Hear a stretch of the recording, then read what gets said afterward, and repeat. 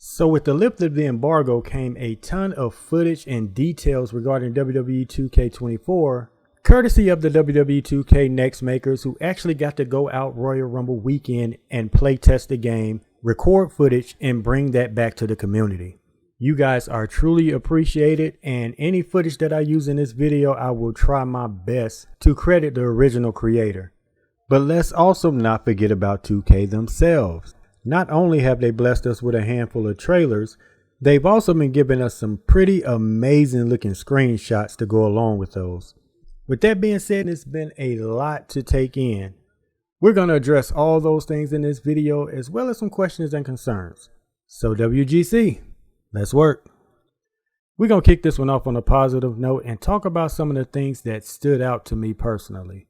And what better way to start than addressing one of the 4 new match types that we got in the ambulance match.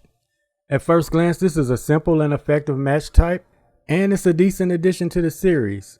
There's some pretty cool interactions with the ambulance, such as being able to actually climb the ladder on the side, and from there you can fight on top of the ambulance, and also you can throw your opponents off of it. I also love how they incorporated the drag and carry system into the overall mechanics. So in addition to the standard Irish whip way, you can actually lift your opponents and throw them inside the ambulance, giving you more options as to how you want to approach trying to get them in there. These come with some pretty cool counter sequences should your opponent just so happen to reverse your attempts. But perhaps one of the dopest things about this match type is the fact that you are not restricted to fighting at ringside. You can actually go backstage and finish the match where they have a fully functioning ambulance back there, and you can use that as well to end the match. It is because of that fact alone that this match more than exceeded my expectations. And I'm not saying that it's perfect. I mean, could they have added more and maybe threw a stretcher in there? Yeah. But on a fundamental level, I think it performs quite well. And as I said in the beginning, it is a simple but effective addition to the series. Let's not get it twisted. There are definitely some match types that I would have prioritized over this one. Buried Alive, Inferno, 3 Stages of Hell, Iron Gauntlet, just to name a few. But, I mean, I'm never going to be one to argue against having more match types in this game. Up next is one of those about time quality of life improvements, increased signature and finisher slots. This was one of my personal wish list items, and I'm glad I can finally check it off. This is one of those things that's going to expand the gameplay in terms of accuracy and making characters feel more true to life. As we know, there are some guys that are just more offensively versatile than others. So being able to assign all their signatures and finishers and giving them more significance really goes a long way.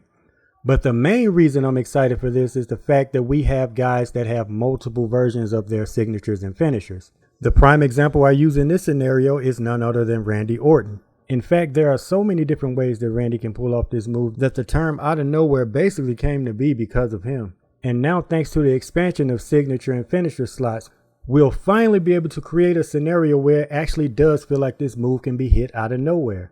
And while we're on the subject of finishers, we're going to slide right into super finishers. To keep it all the way solid with y'all, this honestly just feels more so like a reintroduction into OMG moments. And when I say that, that is in no way a bad thing. This is not only a much welcomed addition to the game, but it's also one of my favorites. Because not only do they create some cool spots, but more importantly, they put the respect on finishers that should have been in this game a long time ago.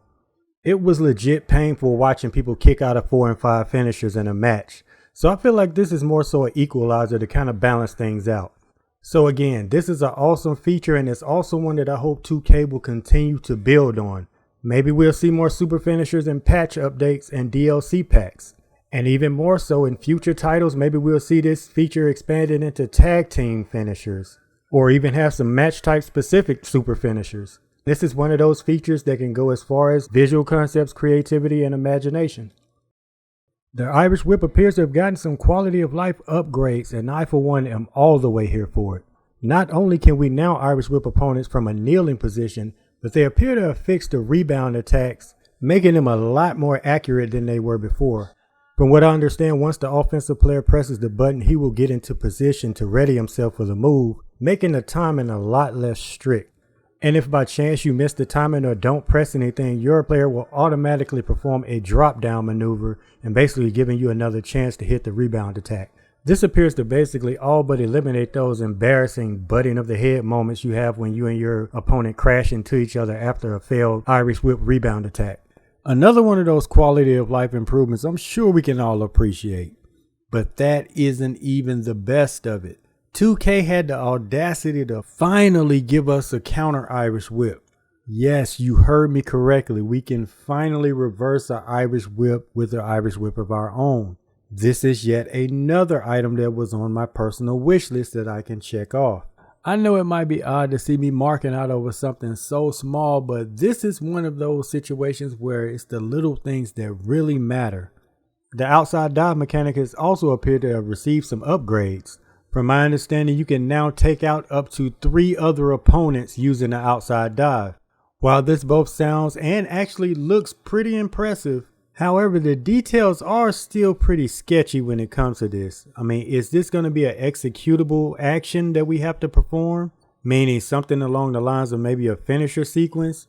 Or is this just simply a situation of visual concepts expanding the hitbox, thus allowing dives to hit multiple opponents? Because in the short video clip that we got, we're not sure if that spot was staged and 2K manually moved the characters in place just for the sake of the spot. Or is this akin to the animated rope grapple dives that we have, where it's more so of an animated sequence and the game will actually set up the spot and then play it through for you?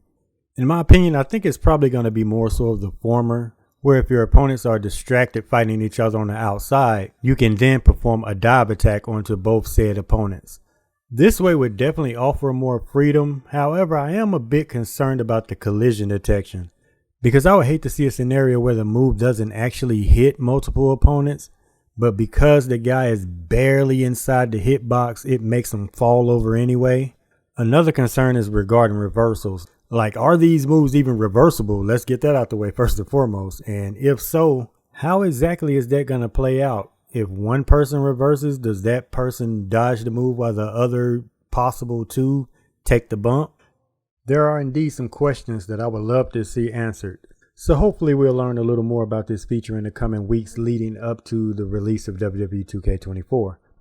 Blow for blow, in terms of gameplay, this is by far the feature that I am most excited for.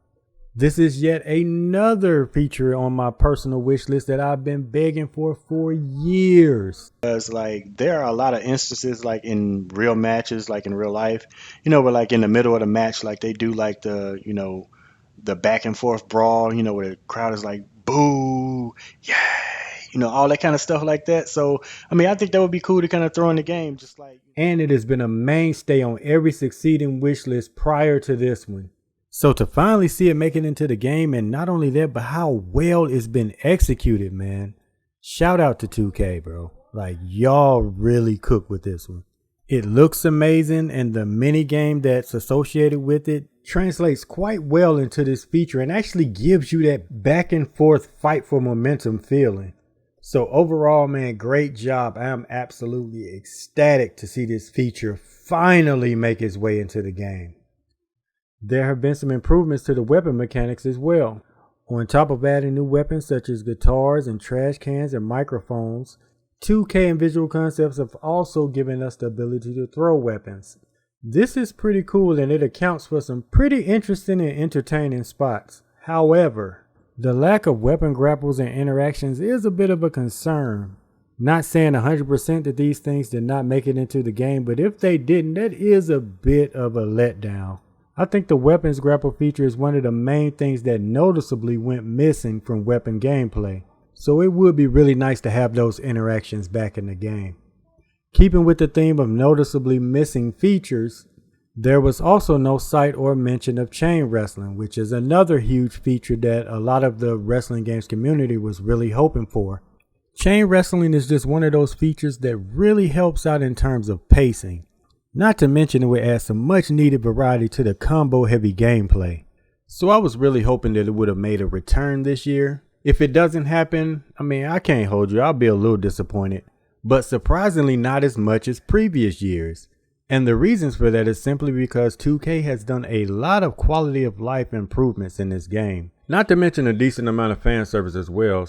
So that gives me hope that not only are they listening, but they are indeed dedicated to making this game feel more so like a pro wrestling game with those little quality of life changes and attention to detail. I also have a theory regarding chain wrestling and the blow for blow feature. I truly feel like this feature is the foundation for chain wrestling to return. I think 2K wants to see how well this feature is going to translate across the gameplay, especially in terms of things like match pacing and fun factor. But I would not be at all surprised if this feature matures into not only incorporating chain wrestling, but other features such as test of strength and things like that. And it'll eventually just grow into more of a momentum battle minigame that encompasses many different types of the back and forth kind of fight for momentum style gameplay elements. Just my prediction, but I digress. The announce table, another W.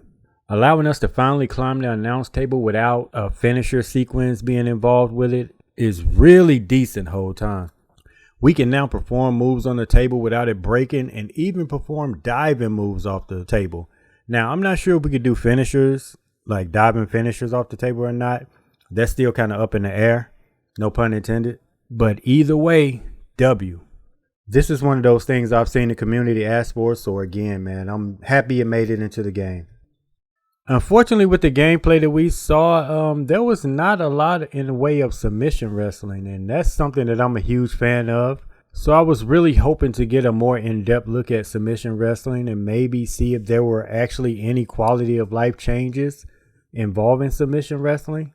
Things like being able to actually crawl to the ropes and realistic rope breaks. Return of the 5 count. Yes, I'm going to mention it every time until it returns. But even with that being said, from an overall perspective, this is probably one of the better years in terms of gameplay that we've seen in quite a while. Typically, I leave 2K seasons somewhat underwhelmed because for the most part, gameplay goes untouched. But this year, that is not the case.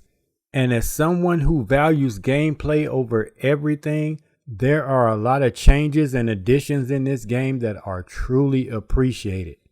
And with that being said, 2K, I humbly and respectfully give you your flowers. Good job. WGC, lock in with your boy, man. Let me know how y'all feel in the comments, man. Is this a W from 2K? Like, how are y'all feeling this 2K season? What are y'all's personal standouts, good or bad? Let me know down in the comments, man.